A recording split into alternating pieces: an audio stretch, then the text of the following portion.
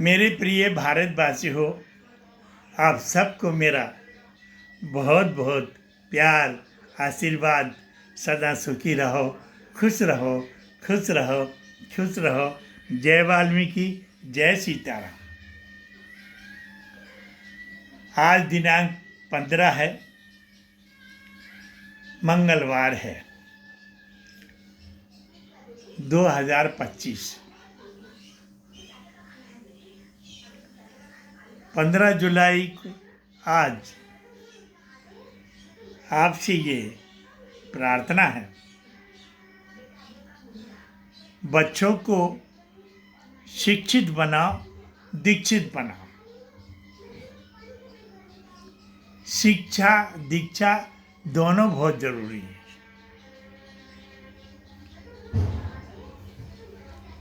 तब जाके बच्चे आज के अपने माता पिता और गुरु की बात को मानते हैं।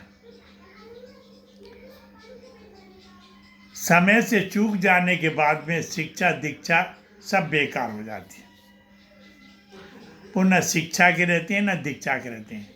और समय 7 साल के बच्चे को दीक्षा और 3 साल के बच्चे को शिक्षा। ये शिक्षा दीक्षा यदि समय पर दी गई तो ये अवगुणों से बच जाते हैं। और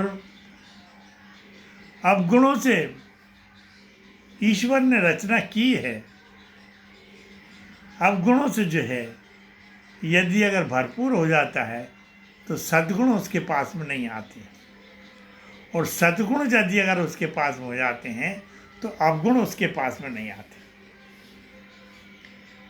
ये से आपने अपने घर को साफ सुथरा कर दिया तो मक्खी अंदर नहीं आएगी। मक्खी शुद्ध जगह में नहीं जाती। मक्खी जो है दरिद्रता जिस घर में रहती है वहाँ वो जाती है। अब बाकी दरिद्रता को तो छोड़ो, आप एक मक्खी की दरिद्रता को समझ लो। मक्खी यदि दरिद्रता पे बैठती है तो दरिद्रता अनेक प्रकार की है। अब मैं खोल खोल के क्या बताऊं। वहाँ वो मक्खी आ जाती है। और मक्खियों में एक मक्खी बड़ी भयानक है जो नीले हरे कलर की रहती है। वो जहाँ बैठ जाती है वहाँ कीड़े पड़ना ही है। यहाँ बैठ जाएगी वहाँ कीड़े पड़ना ही है, पक्की बात। अब वो मक्खी दरिद्रता में से आपके भोजन पे आके बैठ गई तो आपका भोजन अशुद्ध हो गया। आप नहाए धोए हो, शुद्ध हो, आपके ऊपर आके बैठ गई तो मक्खी, तब आप अशुद्ध हो गए। तो मक्खी से जिस प्रकार से बचने की बात अगर आपके दिमाग में घुस गई तो बाकी दरिद्रता तो तुच्छ मात्र है। आपको अपने आप उससे नफरत हो जाएगी। अब विचार की बात है कि मक्खी कितनी जगह बैठ सकती है, और वो मक्खी आपकी भोजन पे आके बैठ गई तो आपने वो भोजन कैसे खा लिया। तो भोजन खाने से पहले मक्खी आपकी दरिद्रता में आपके घर में नहीं आना चाहिए। बहुत जरूरी है। आप इतने साफ सुथरे कपड़े पहने कि आपके ऊपर कभी कोई मक्खी बैठने से तरस जाए। यदि आप साफ सुथरे कपड़े नहीं पहनेंगे तो मक्खी आपके ऊपर जरूर बैठेगी। गुटखा वुटखा ये सब खाओगे। अब 10,000 रुपये 1 किलो का गुटखा खाते हो आप, और 600-700 रुपये 1 किलो का घी नहीं खाते। 10 रुपये किलो का गुटखा खा रहे हो और 600-700 रुपये किलो का घी नहीं खा रहे हो। कैसी मूर्खता। और जिस परमात्मा ने आपका सुंदर शरीर बनाया है बड़ी मेहनत से, उसको आपने दरिद्रता में लपेट दिया। और फिर वो गुटखा खा के जब 4 व्हीलर 2 व्हीलर में से आप बाहर पिच करते हैं तो आपका फुब्बारा पीछे तक जाता है। कौन सा सत्पुरुष आ रहा है, वो उसके ऊपर गया तो उसकी बद्दुआ आपको लग गई। आप चलते चलते ही कब कहाँ मर जाए कोई पता नहीं। बद्दुआ तो बद्दुआ होती है। आपकी कहाँ ठोकर लगी, कहाँ गाड़ी गिरी, कोई पता नहीं चल पाएगा। वो बद्दुआ लग जाती हैं आपको। उस बद्दुआ से बचने के लिए आपको ये अवगुण छोड़ना पड़ेगा। मांस, मदिरा, बीड़ी, सिगरेट, गांजा, भंग, तम्बाकू, गुटखा, जुआ, सट्टा, नशा पत्ता, ये छोड़िए, कतई नहीं, कतई नहीं। तो आज मैं 93 की उम्र में आपसे बात कर रहा हूँ। 93 में इस समय चल रहा हूँ और इस समय आपसे बात कर रहा हूँ। अब देखिए आप, और आप अपने आप को देखिए, आईने में देखिए, क्योंकि आईना आपको आपकी सच्चाई बताता है। कहाँ कीचड़ लगा है, कहाँ नाक लगी, कहाँ गंदा है, कहाँ शुद्ध है, कहाँ शुद्ध है। आईना ऐसे सामने वाला एक जब कहता है तो वो एक आईना होता है। वो आपकी बुराइयों को आपको बताता है, आपको बुरा लगता है। अब आईना बोलता नहीं है, लेकिन आईना आपकी बुराइयां आपको दिखा देता है। तो एक आदमी चुप रहे, वो बोलता नहीं है, तो आप उसकी बात कर, होगा कोई गूंगा भूंगा बहरा डूंगा। और अगर वो बोलता है तो यार बहुत बोलते हैं आप। तो बचिएगा मेरे दोस्तों, मेरे बच्चों। सुबह ब्रह्म मुहूर्त में उठ करके ने दीक्षा दिया हुआ मंत्र का जाप जितना बने उतना करो। 3:30 बजे से लेकर 5:30 बजे तक ब्रह्म मुहूर्त रहता है।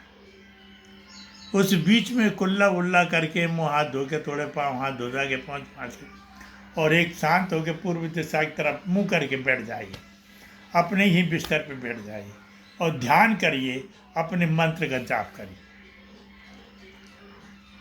तो जिस प्रकार से अंधेरे में लाइट जला करके हम चलते हैं और खतरों से बच जाते हैं, वैसे हमारा ईश्वर हमारे मंत्र जाप करने का वो है कि हमारी अनेक प्रकार की चिंताओं का नाश कर देता है।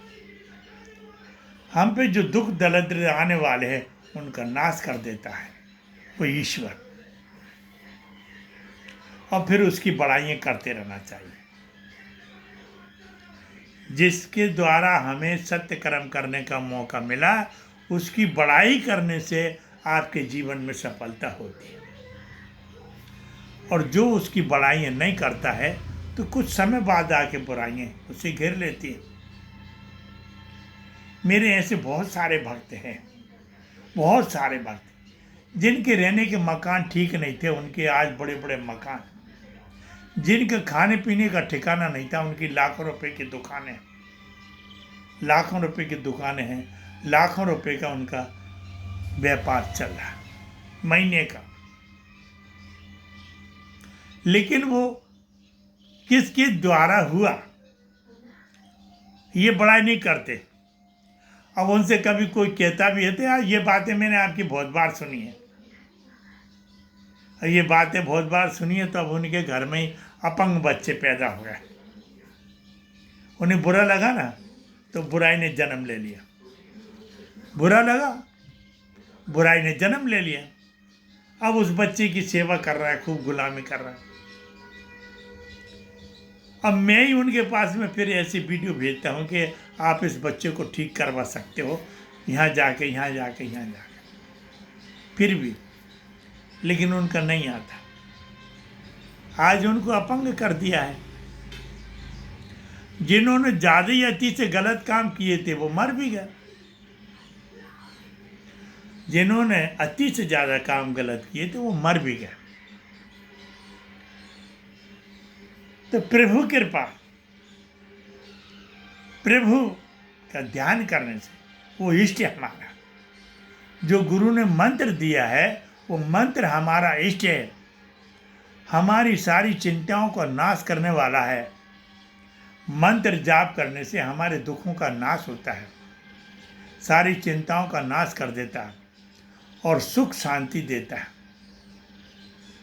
और जो गुरु की बात को ना मान करके, अपने माता पिता की बात को ना मान करके चलता है, तो वही माता पिता धोखेबाज निकल जाते हैं, वही गुरु धोखेबाज भी निकल जाता है। मिल जाते हैं फिर ऐसे होता है।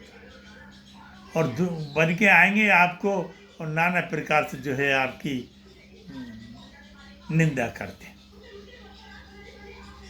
तो मेरे प्रिय बच्चों, ईश्वर का चिंतन जरूर करिए। बगैर चिंतन का जो है जीवन आपका खराब होगा, उससे बचिए। जय वाल्मीकि, जय सीताराम।